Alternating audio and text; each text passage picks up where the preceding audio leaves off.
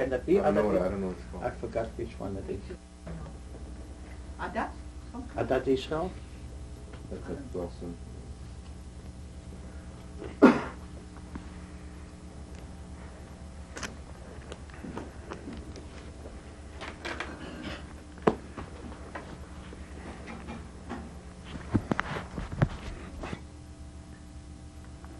This is an interview with Harry Bromet, B-R-O-M-E-T. Harry was born on April 18th, 1928 in Amsterdam, Holland. Today's date is March 1st, 1995. We're in Toronto, Ontario, Canada. My name is Dave Harris.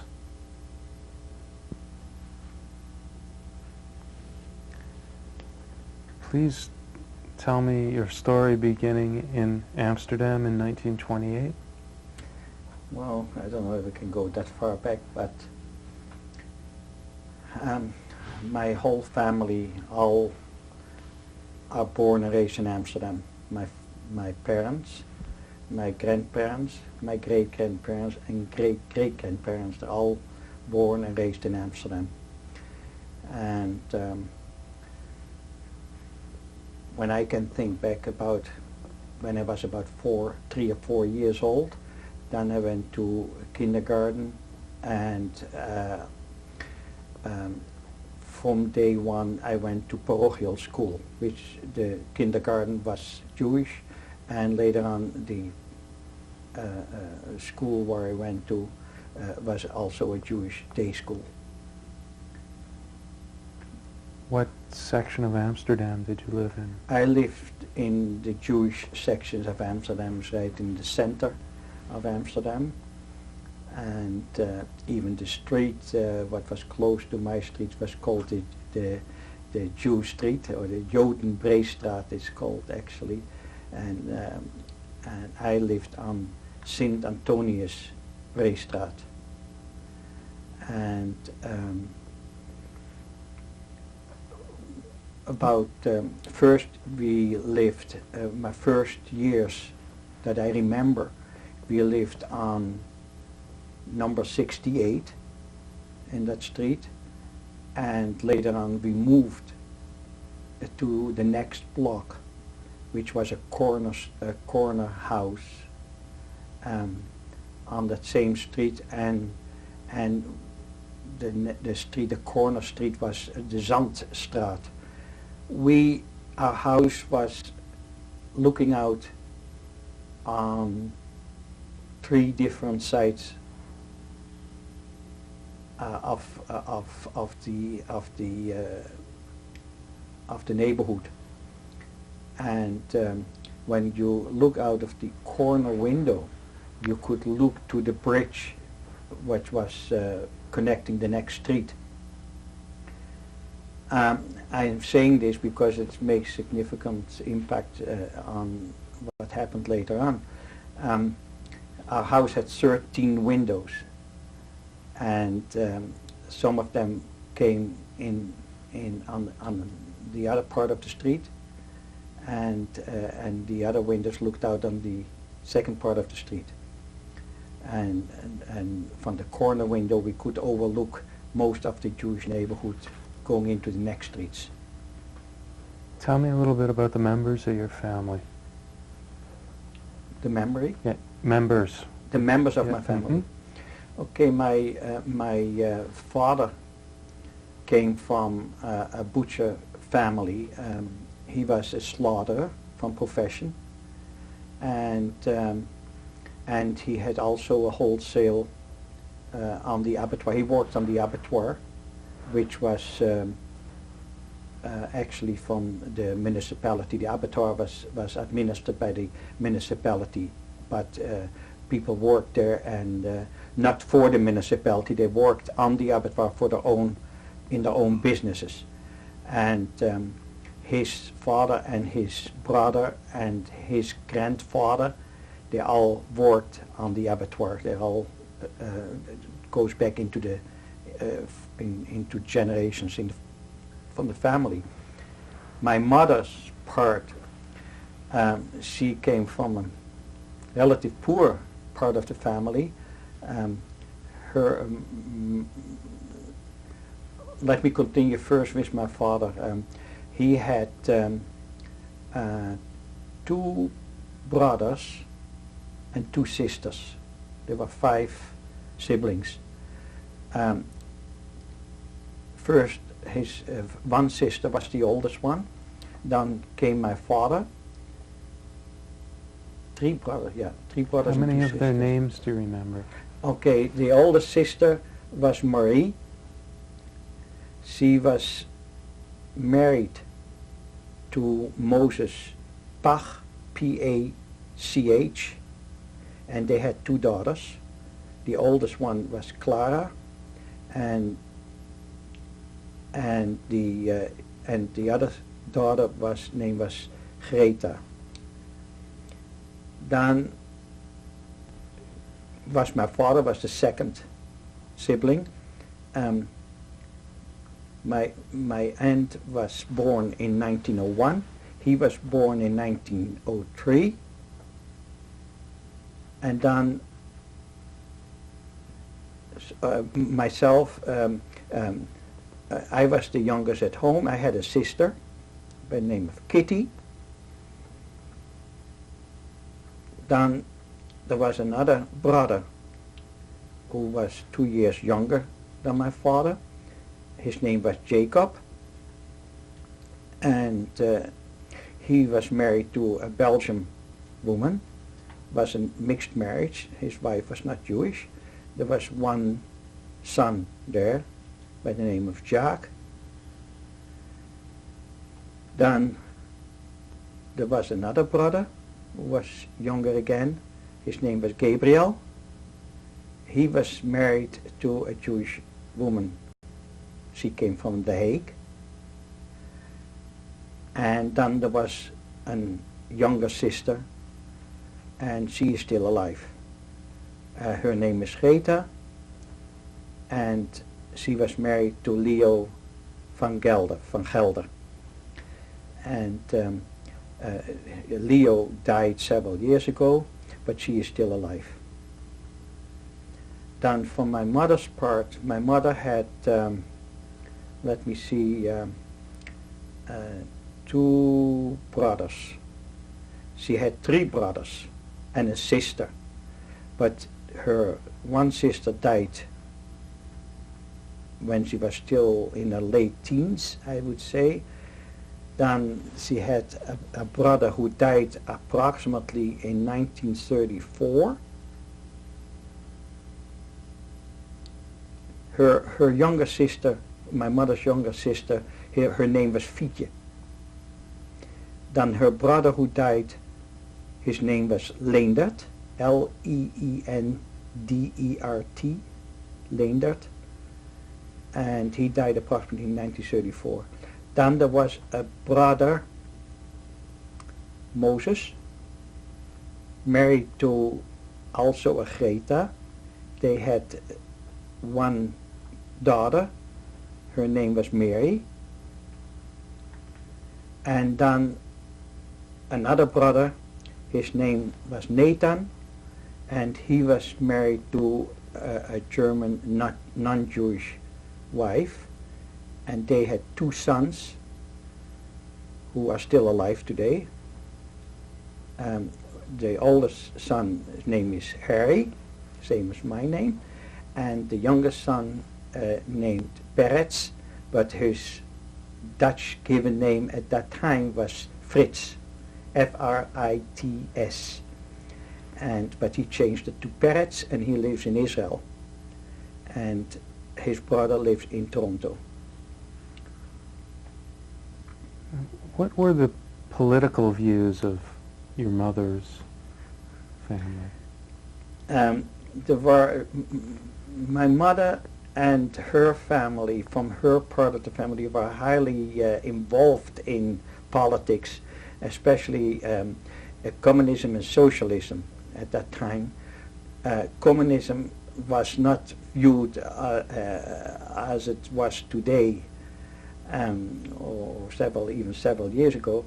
Communism was viewed in the early 30s up to the late 30s as the salvation of the working man, and socialism was an offshoot of that communism in Holland. Many Jewish people were involved in the socialist and communist movement in Holland. My father's side, my mother then, she was more communistic inclined than my father. My father, his view on politics was not as strong as hers, but he was more towards the socialist view. Funny part I have to tell you is that whenever there were elections going on, our house being, we were on the second floor of that house, and our house being on a corner, there were signs on that whole corner, one for the Socialist Party and the other part for the Communist Party. I mean, it was very funny at that time, I mean, because there were views of politics. But the politics was highly debated on my mother's side of the family, highly debated. Strongly debated, I would say, sometimes violently.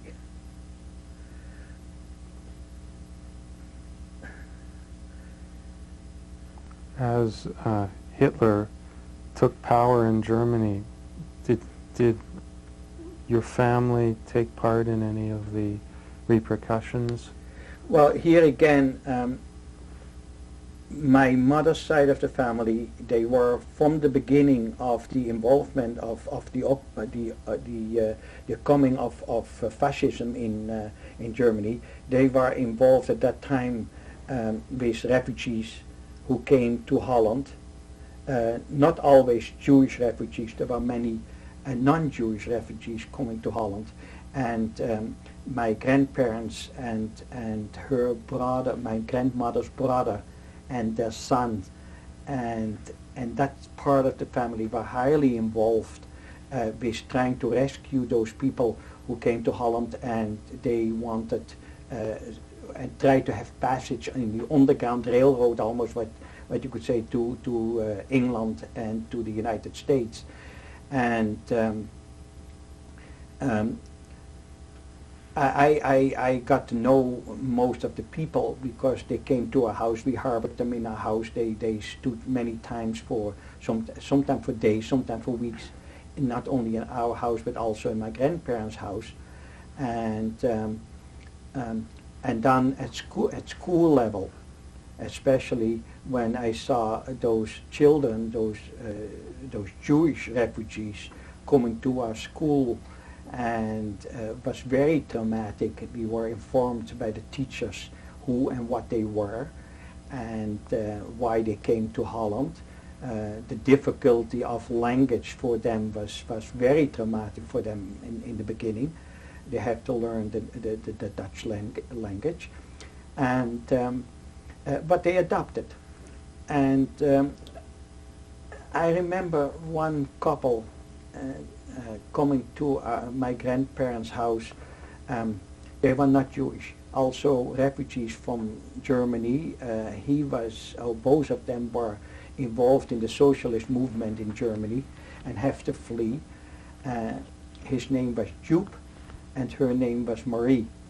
And they came to my grandmother's house, and I heard some of the conversation, which was not always legible for me because they spoke German. My grandmother didn't speak German. The way she talked to them in her half Dutch, half German, she talks German. But in any event, the man explained to her how he was tortured. That must have been around 1937, 1938, approximately in that time. And he explained to my grandmother what was going on in Germany, that there were concentration camps in Germany. Nobody believed that, nobody heard of concentration camps, and how he fled from there. He was, when he was captured first by the Nazis in Germany, he was tortured and I see my grandmother shaking her head, and then the man took off his shirt. And as a young child, I was about 9 or 10 years old at that time. I remember seeing his back not misformed, with markings of torture on his back. And he showed that to my grandmother, and then I never forget how my grandmother told him, "Well, you came to a good country. Those things will never happen here." And those were words that haunted us later on, because exactly later on those same things happened in Holland, of course, too. And also the children in our school, we were instructed by our teachers that when those children come to our school, they would be better dressed than we were. Not that we were shabbily dressed, but they were better dressed than we were. And the reason was because, first of all, they came from well-to-do families. And second, because that was all the things they could take with them, the clothing on their back almost. And they took the best things with them what they could, and when they fled Germany. And so those kids were, I would say, today I would say they were overly dressed in our schools. But they were well received. So how did these signs of Nazism get interpreted in your family? Well, after all those, after all the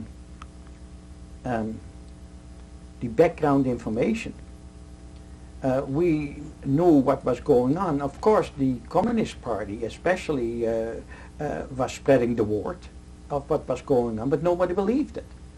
Nobody could believe what was going on, and so we took most of the things with a grain of salt. And but more and more people came to Holland as refugees. Too many came, and finally the Dutch government wanted to close the border, and but of course they couldn't close it hermetically. And then they finally, in 1938 or 39, they wanted to make a camp in Holland to put all those refugees in, the Jewish refugees. And the camp was by a little place called Westerbork. And that was the first camp in Holland. And just lately were we informed by readings that that camp had to be paid for by the Jewish community in Holland. The Dutch government didn't want to build that camp. They allowed them into Holland to be in that camp, but it had to be paid for by the Jewish community, which we never knew before. Now, as the time got closer to the invasion of the Netherlands by Germany, did you have any contact with the news medias in the outside world? Did you have any way of hearing what was going on in Europe, in your family? Well, there was feedback. There was feedback, of course, but like I said before, it was too unbelievable to justify all that.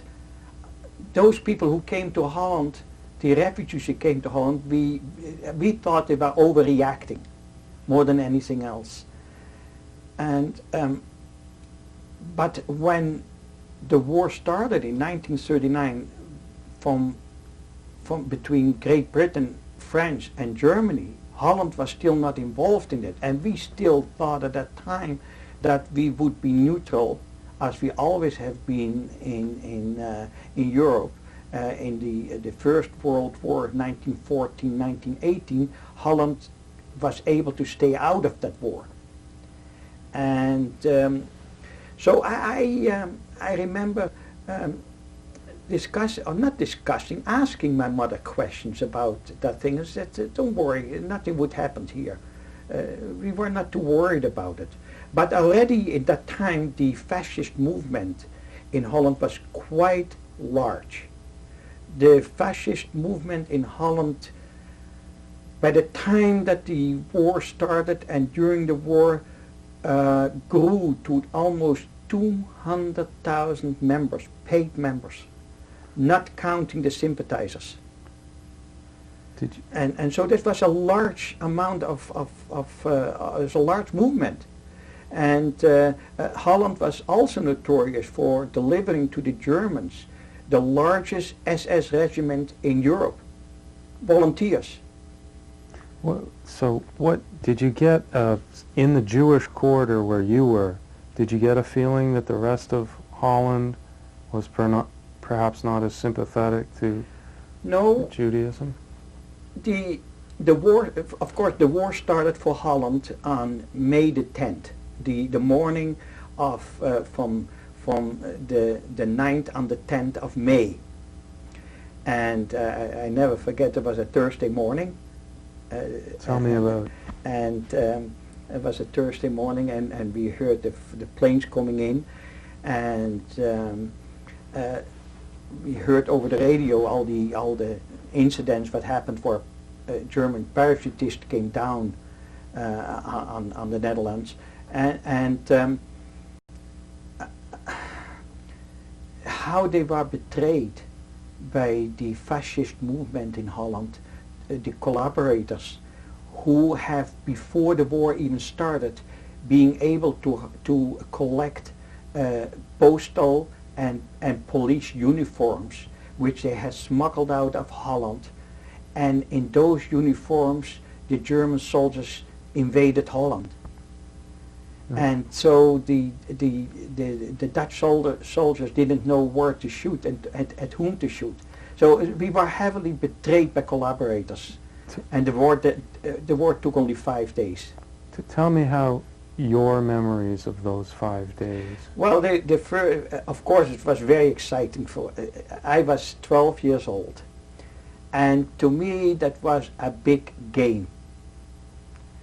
Almost cops and robbers game. It was something exciting. We heard the planes going over, we saw parachutes coming down. Some of them came down on Amsterdam, and I remember when some parachutists came down on Amsterdam, in a city they couldn't land there, and they were hanging on the eave troughs from the houses, about 200 feet off the ground, because they couldn't get out. And those were young boys. And when they were taken down, they were crying for their mothers.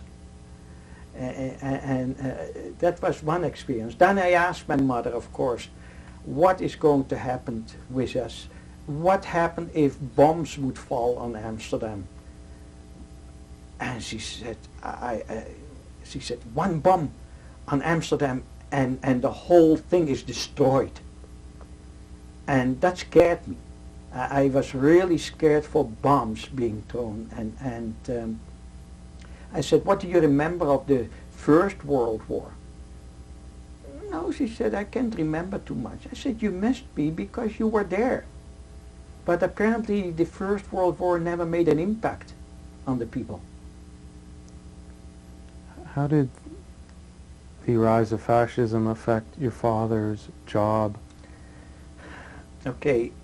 Before the war even started for Holland, in the beginning of 1940, when Germany was already involved with Great Britain and France, he had an altercation at the abattoir with a fascist who tried to taunt him. And my father, being a fairly big man, very strong, he was at his heyday, he was a champion amateur boxer. And he, of course, invited the guy off the premises, and he, they had quite an altercation. And as soon as the war started and the war was over, the German army was in control of Holland, My father was the first one to be thrown off the abattoir. He lost his job right away. He couldn't work there anymore.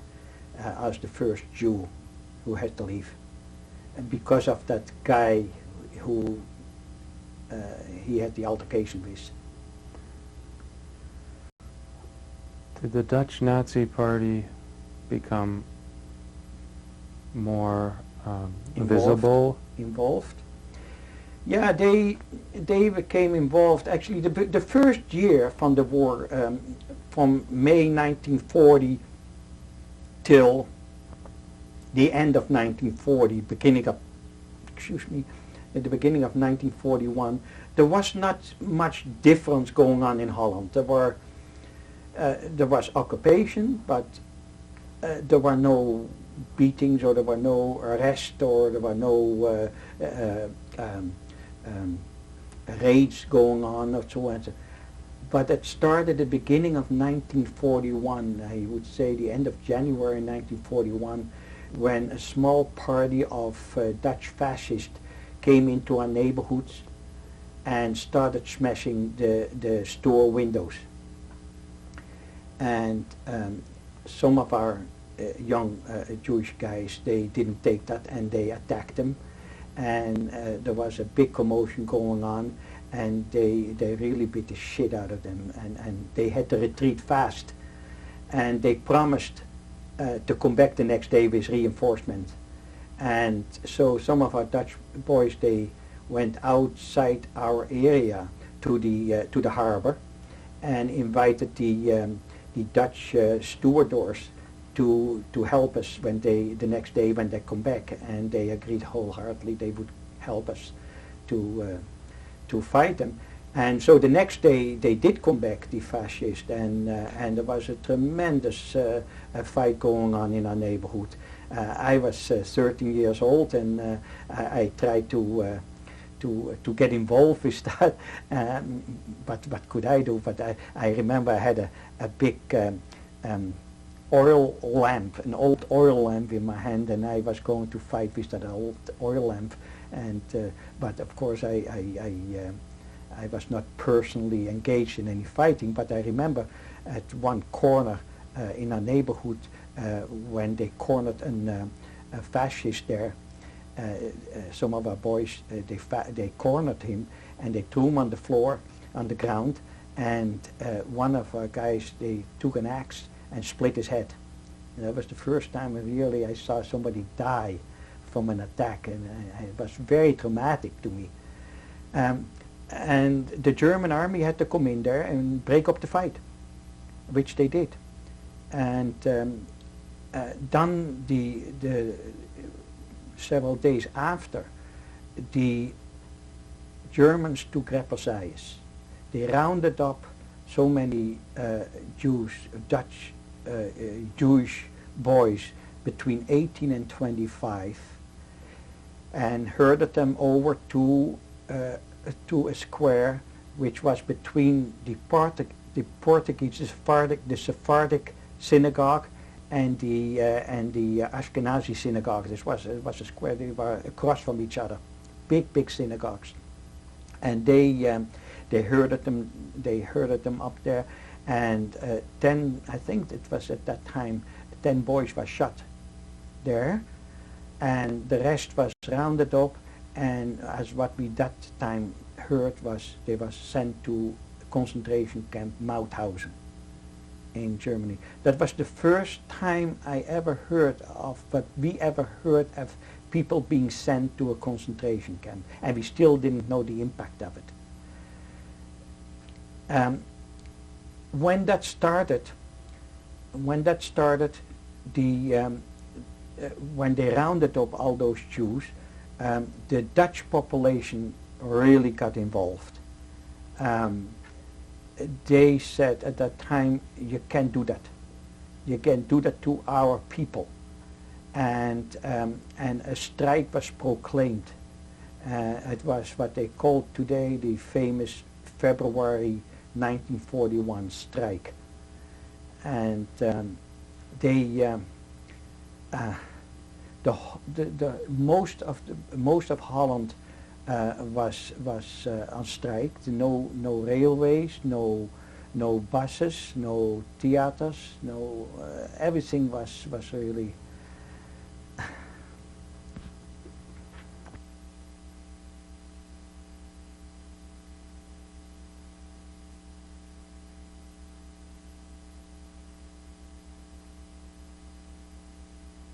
Bromet, please continue.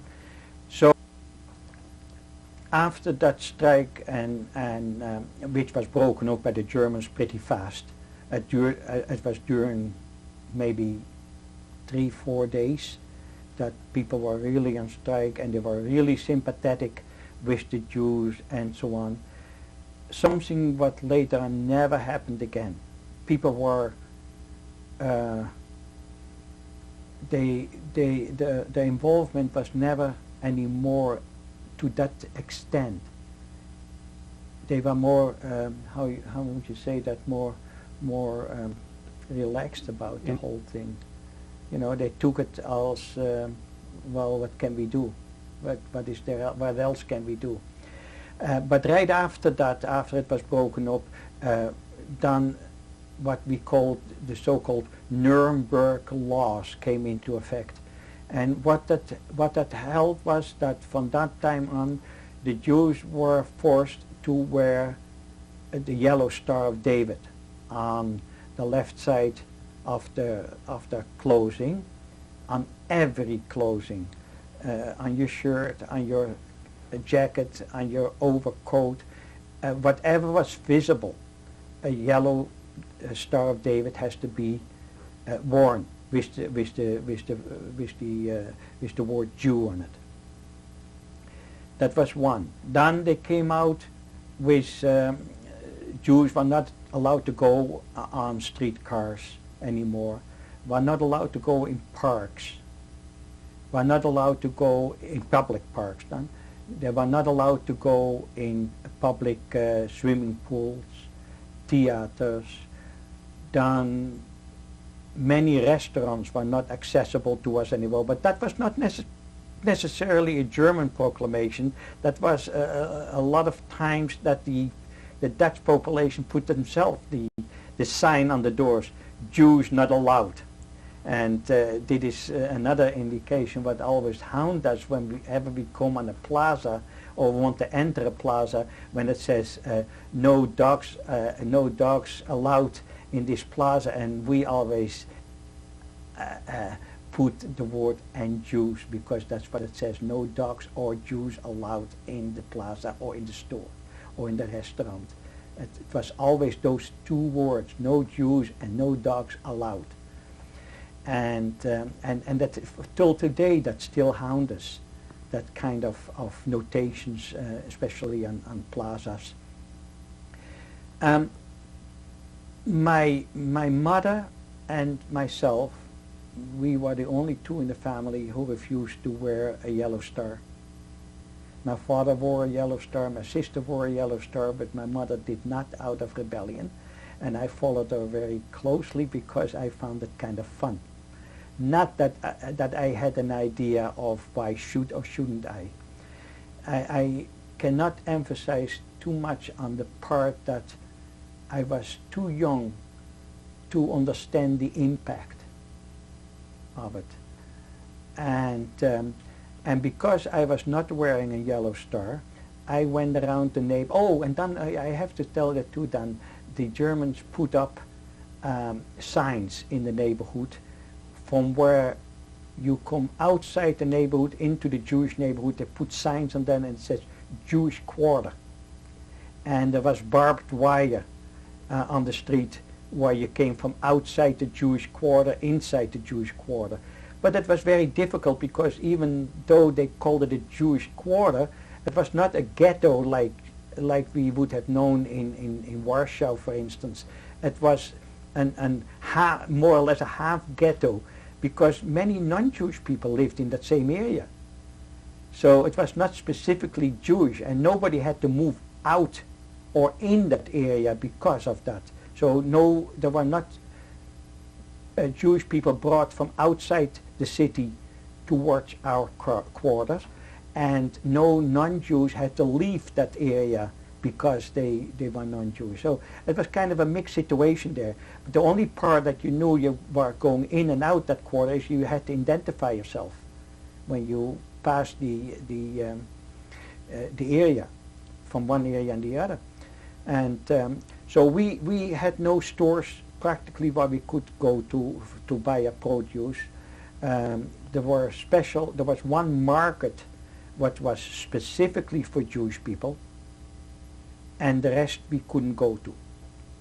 And so I found out outside the Jewish quarters, more to the center part of Amsterdam, there was a fruit store. The owner was fascist, and I found out that he was well supplied with stuff, with vegetables and fruit. And so I went there and picked up fruit and vegetables from there. And then some other people in the neighborhood, they heard about that, and they asked me if I could pick something up for them. And in no time there became a whole business. And so what I did was every day I went down, and his store opened at 1 o'clock in the afternoon, and I had a big shopping bag, basically, a very big shopping bag, and I was on the bicycle, and I had a list with me from how much vegetables and how much fruit should I buy for certain people. And I came almost every day in that food store. And one day I went in there again. I was one of the first people to enter the store because there was always a lineup. And I entered the store, and the owner was standing behind the counter, and he said, "Oh, I know you." He said, "You have a list with you?" I said, "Yes, I have." "Oh, give me the list and go up the stairs." There was a short flight of stairs from the store, and behind the store were living quarters. And he said, "Go just up the stairs and go to the living room there, and I make your order in the meantime." And I thought that was very nice. So I went up the stairs, and when I came into the living room, the policeman was waiting for me. So I knew I was betrayed. And the policeman asked me if I was Jewish. And I admitted right away, yes, I was Jewish. Maybe I should have said no, but I was too young and too naive to lie. And he said, "I have to arrest you, and I have to bring you to police headquarters." Okay. So I didn't get my shopping bag. And before we left the store, he opened the store door and told me to step outside. He said, "Don't you dare running away from me." And I said, "What would you do?" He said, "I would shoot you." In other words, with what I know today, he put it to me in certain terms that run, and I wouldn't do anything, but I was too naive and too childlike, and so I was scared that he would shoot. And I went with him. He never held my arm. He never put a chain on me or anything like that. He never even touched me. He just told me to walk with him. And I went to police headquarters, and when I came there, whoever was sitting behind the desk, he said, "Oh, that's him." He said, "Yes." And then he went to the phone and he phoned somebody, and I had to wait there, and then a car came, and that was the German Gestapo who was picking me up. They were informed, and I was brought to a street where the Gestapo headquarters was, and the headquarters was in a school